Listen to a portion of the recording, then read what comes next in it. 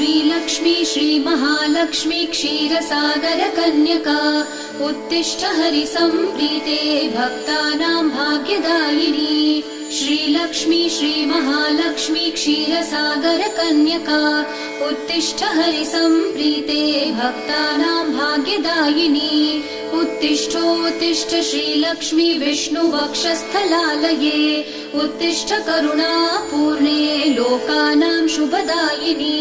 उत्तिष्ठोत्तिष्ठ श्रीलक्ष्मी विष्णुवक्षस्थलालये उत्तिष्ठ करुणापूर्णे लोकानां शुभदायिनी।